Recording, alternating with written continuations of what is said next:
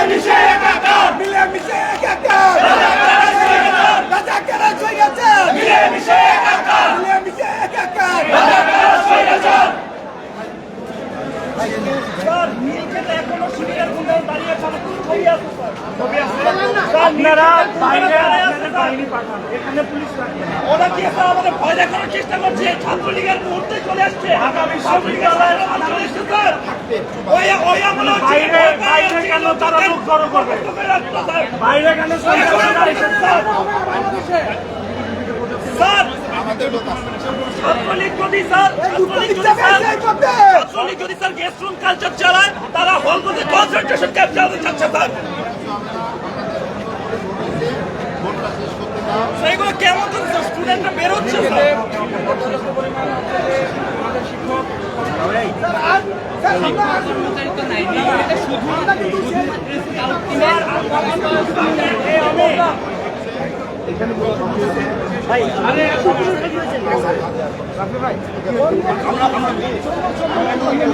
একটু ভাই এখানে ভাই প্লিজ বাকি যারা ভোটার আছে আসুক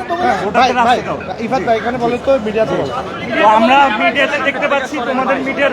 আপনাদের মিডিয়ার মাধ্যমে দেখতে পাচ্ছি বিভিন্ন জায়গায় ভোট চুরির অভিযোগ এসেছে এটা আমরা মিডিয়াতেই দেখতে পাচ্ছি দেশের স্বনামধন্য মিডিয়াগুলোতে এসেছে এবং আপনারা এখানে যারা আছেন নীলক্ষেত মোড়ে যারা অবস্থান করছে এরা কারা তাদের পরিচয় বের করুন ঢাবির শিক্ষার্থীদের নিরাপত্তা দিতে যদি প্রশাসন ব্যর্থ হয় তাহলে দায়ভার প্রশাসনকে নিতে হবে এবং ঢাবির যারা আমাদের বোনেরা এখনো ক্যাম্পাসে আছে অনাবাসিক তারা যেন নির্বিঘ্নে বাইরে যেতে পারে যে গণজোয়ার দেখা যাচ্ছে স্বাধীনতার পক্ষের যে শক্তি বাংলাদেশের মুক্তিযুদ্ধের পক্ষের শক্তি জুলাই গণ অভ্যুত্থানের যে পক্ষের মিলিত শক্তি সেই মিলিত শক্তির ভোট বাক্সে যে ভোট পড়ছে এটা দেখে তারা বাইরে অবস্থান নিয়েছে আমাদের ভোটারদের যদি কিছু হয় এটা কিন্তু ঢাবির প্রশাসনকে দায় নিতে হবে আমরা কিছু বলবো না আপনারা নিজেরা নীলক্ষেত দিয়ে দেখেন ওই পাশ দিয়ে সবাই লাইন ধরে দাঁড়ায় আছে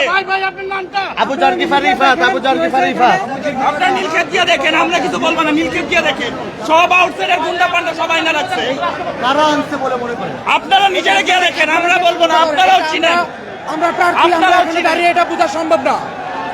ভাই নামেন দেখছেন থেমে থেমে স্লোগান এবং উত্তেজনা বাড়ছে সিনেট ভবনে। এই মুহূর্তে অবস্থান করছি সিনেট ভবনের সামনে, আপনাদেরকে দেখানোর চেষ্টা করছি সিনেট ভবনের সামনে শিক্ষার্থীরা যারা স্লোগানে কিন্তু আপনারা যেমনটি দেখছেন যে রাজাকার আর স্বৈরাচার মিলেমিশে একাকার সহ অসংখ্য স্লোগান দিচ্ছিলেন শিক্ষার্থীরা এবং অবস্থান নিয়ে রয়েছে। তাদের যে দাবি তারা বলছেন যে নীলক্ষেত মোড় সহ ঢাকা বিশ্ববিদ্যালয়ের যে গেটগুলো রয়েছে সেই গেটগুলোতে কোনো একটি দল তাদের বাহিনী জড়ো করছে এবং তারা অস্থিতিশীল পরিস্থিতি সৃষ্টি করতে চায় এমন অভিযোগ এনে কিন্তু তারা এই মুহূর্তে দেখছেন সিনেট ভবনের নিচতলে স্লোগান দিয়েছে এবং কিছুক্ষণ আগে কথা বলেছে ঢাকা বিশ্ববিদ্যালয়ের ভিসি এবং ভিসির কথা বলার শেষে কিন্তু এই শিক্ষার্থীরা আসলে স্লোগান দিতে থাকে রাজাকার আর স্বৈরাচার মিলেমিশে একাকার,